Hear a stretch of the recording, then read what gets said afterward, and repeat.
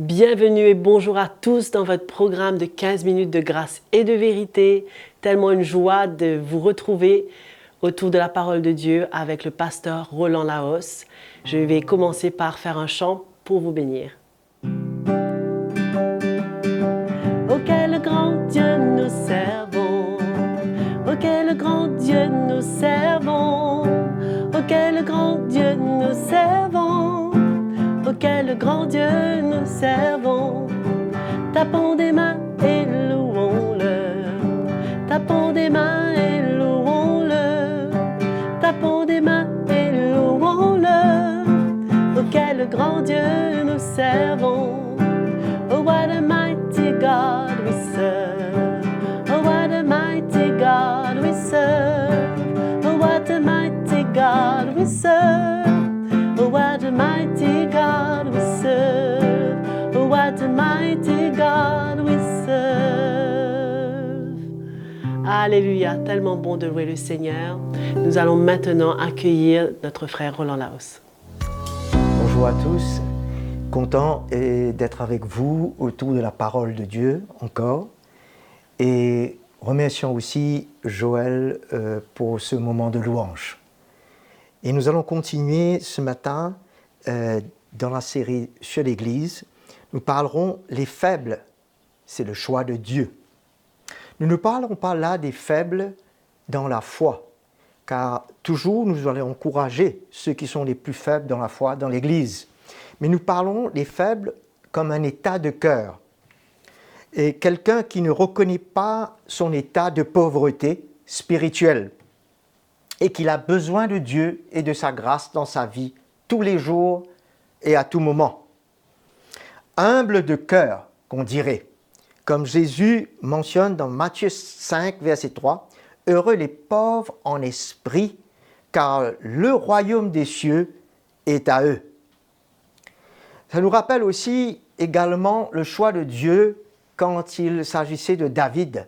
Quand le prophète Samuel est venu vers toute la famille et que tous les frères ont été passés en revue, mais Dieu a pointé sa main, son doigt, son choix sur David qui était un petit garçon qui se retrouvait dans le champ à veiller les troupeaux.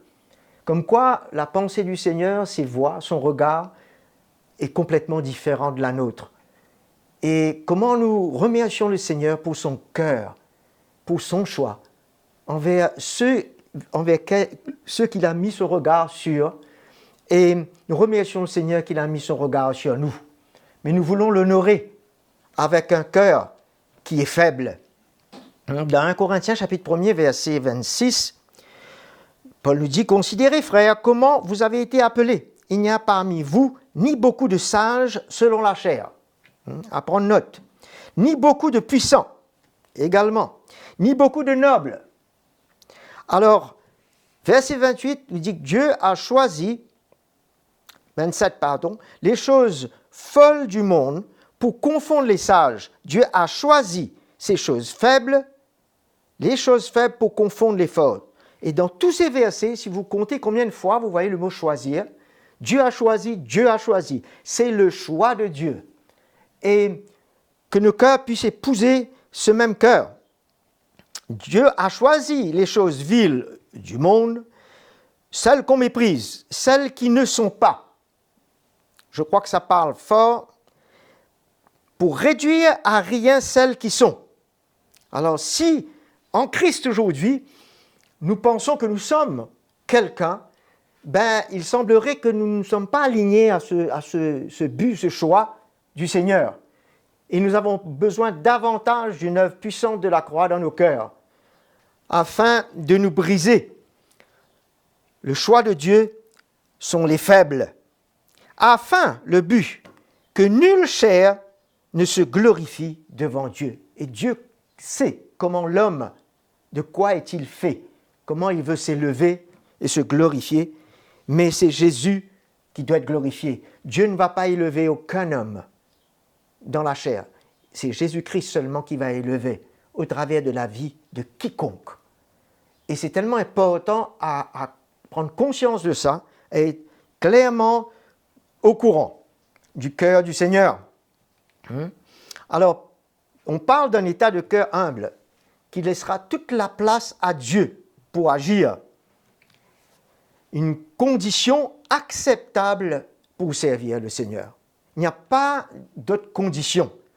Ça commence dans l'humilité, car l'orgueil va précéder la chute, comme nous le savons, que nous dit la parole. 1 Corinthiens chapitre 2, verset 3 nous dit, Paul nous dit, « J'étais auprès de vous, à Corinthe, dans un état de faiblesse. » Il dit bien que c'est un état, de faiblesse, c'est un cœur de crainte et de tremblement. C'est vrai que dans le naturel, quand nous craignons, quand nous sommes faibles, on a tendance à trembler, n'est-ce pas? Il faudrait que ça soit dans l'esprit, en fin de compte. Parce que c'est là où nos cœurs se plient et voient la toute-puissance de Dieu et que nous sommes rien et que nous ne pouvons absolument rien et que sans Jésus, nous pouvons absolument rien faire. Frères et sœurs, ça c'est le résultat, le fruit de l'Évangile dans nos cœurs, de l'œuvre puissante de la croix. Et c'est comme cela que Paul est arrivé à lui vivre. Et beaucoup de faux apôtres à cette époque qui s'étaient infiltrés dans l'Église, eux par contre, s'élevaient, paraissaient importants, étaient éloquents, étaient populaires, et semblaient connaître tout. Et ça a attiré et impressionné le peuple de Dieu. Ne nous laissons pas être impressionnés par ce qui est fort dans le naturel, mais par ce qui est faible dans le cœur, afin de voir la force de Dieu. Et dans 2 Corinthiens chapitre 12, versets 9 et 10, Paul dit, quand il a supplié le Seigneur d'éloigner de lui cette écharpe dans la chair, le Seigneur lui a dit, « Ma grâce te suffit. Je ne veux pas que tu regardes à ta force pour t'en sortir. Je veux que tu découvres la force de ma grâce. » Et heureusement que c'est resté, pour que Paul découvre la puissance, car ma puissance s'accomplit dans la faiblesse. C'est là où tu vas connaître ma puissance, quand tu acceptes d'être faible. Sinon, tu connaîtras que ta force, et ta force n'est que faiblesse. Je me glorifierai donc. Maintenant, Paul dit, bien plus volontiers de mes faiblesses. Il a découvert quelque chose, une richesse incroyable, afin que la puissance de Christ repose sur moi dans ces moments. C'est pourquoi je me plais dans les faiblesses.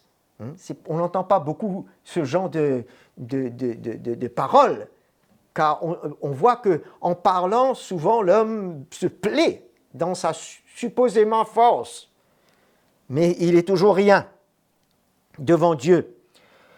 Et je me plais dans les faiblesses, dans les outrages, dans les privations, dans les persécutions, dans les angoisses pour Christ. En effet, quand je suis faible, alors que je suis fort. Alléluia! Quelle grâce de découvrir la force de la grâce de Dieu en acceptant cet état de cœur, en permettant cet état de cœur de se créer en nous et de s'établir. C'est comme ça que nous servirons sûrement et correctement le Seigneur. Nous voyons au verset 23, dans le chapitre 11, quand il parlait à ces faux apôtres qui s'élevaient, qui paraissaient importants aux yeux de ce peuple, il dit, moi aussi, je vais m'élever un peu.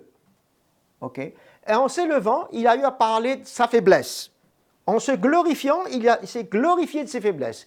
Il a donné un compte-rendu de toute la vie, de tout le vécu de son service pour le Seigneur. Et quand nous lisons cela du chapitre 23, vous pouvez le lire, « Je suis plus encore par les travaux, bien plus, serviteur de Christ, par les emprisonnements, les coups, ainsi de suite, que vous pouvez lire dans ce passage pour découvrir vraiment de quoi Paul se glorifiait. Je ne sais pas si aujourd'hui les serviteurs de Dieu se glorifieraient d'avoir reçu des coups et d'être lapidés, d'avoir fait naufrage, mais nous voyons que c'est une toute autre attitude de cœur, un tout autre état dans le service de Dieu, qui doit vraiment gagner notre cœur, mes frères et sœurs, surtout les serviteurs de Dieu.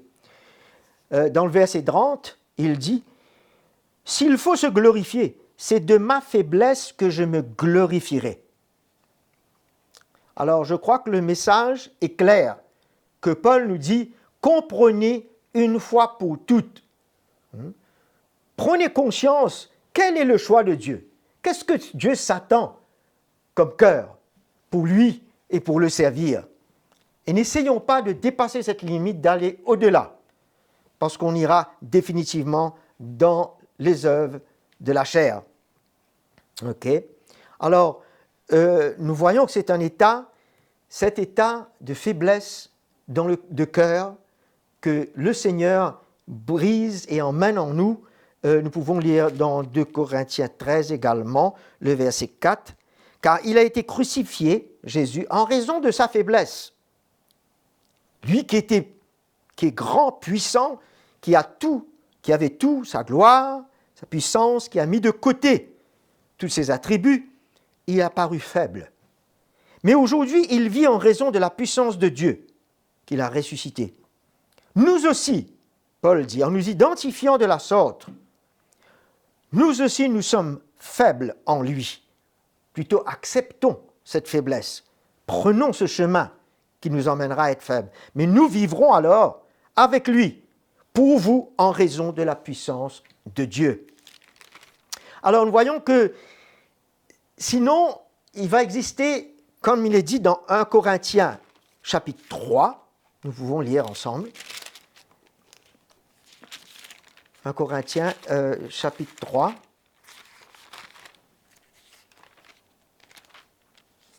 Le verset 3. En effet, puisqu'il y a parmi vous de la jalousie, de la discorde, n'êtes-vous pas charnels et ne marchez-vous pas d'une manière toute humaine? Parce que chacun veut s'élever et se glorifier les hommes. Quand il dit au verset 4, « Moi, je suis de Paul, et un autre, moi, d'Apollos. » Pourtant, ils sont des chrétiens en Jésus-Christ et qui sont en train d'élever des hommes et de trouver la gloire dans les hommes. Et Paul dit, « N'êtes-vous pas des hommes ?» Qu'est-ce que donc Apollos? Qu'est-ce que Paul? Des serviteurs par les moyens desquels vous avez cru, selon le Seigneur l'a donné à chacun. Alors, nous ne sommes pas là pour paraître ni fort, ni important, ni éloquent, ni intelligent, ni sage, ni populaire. Nous sommes là à porter un cœur que Dieu a travaillé, qui est faible, qui est humble. Nous allons voir le royaume de Dieu. Je voulais en terminant donner juste une petite illustration là, que quand nous pensons à ces hommes de Dieu qui ont vécu avec ce cœur, et nous voyons que Dieu nous montre qu'il n'y a pas de faveur envers quiconque, que chacun a sa part. Quand André, le frère de Pierre, l'a emmené Pierre vers Jésus, il aurait pu dire à Jésus, mais Jésus, pourquoi as-tu choisi Pierre? C'était moi le premier qui t'avais connu. Tu as choisi Pierre pour prêcher l'évangile à 3000. Ça veut dire être moi, Jésus. Et Pierre aurait pu dire, Seigneur, moi j'ai emmené 3000 à toi. Je me suis servi, j'ai donné ma vie. Et là, tu choisis un homme, Paul, qui a les plus grandes révélations du mystère de Christ et de l'Église. Et Paul pourrait en dire de même, et Seigneur, pourquoi ne pas me garder à la place de Jean? Pourquoi gardes-tu Jean seulement pour qu'il ait cette révélation des derniers temps, cette révélation de Jésus-Christ que le prophète Daniel avait annoncée? Nous voyons par cela, frères, que Dieu veut garder chaque homme humble et brisé devant lui pour le servir. Que le Seigneur vous bénisse et nous serons ensemble, bien entendu, pour la prochaine session. Quel message merveilleux que nous entendons dans ces temps-ci. Vraiment, je veux vraiment vous encourager d'écouter, d'inviter tous ceux que vous connaissez autour de vous à écouter l'Évangile. En tous les cas, merci pour votre fidélité. Vous êtes de plus en plus nombreux à nous suivre et je crois que le Seigneur parle fort à nos cœurs. N'oubliez pas de vous abonner à notre chaîne YouTube CTMI. Et si vous avez des questions, vous avez des commentaires, des témoignages, n'hésitez surtout pas, ça nous fera vraiment plaisir d'entendre de votre part. Écrivez-nous sur l'adresse que vous verrez affichée sur l'écran. Je vous dis à très bientôt pour un nouvel épisode. Ne ratez surtout pas.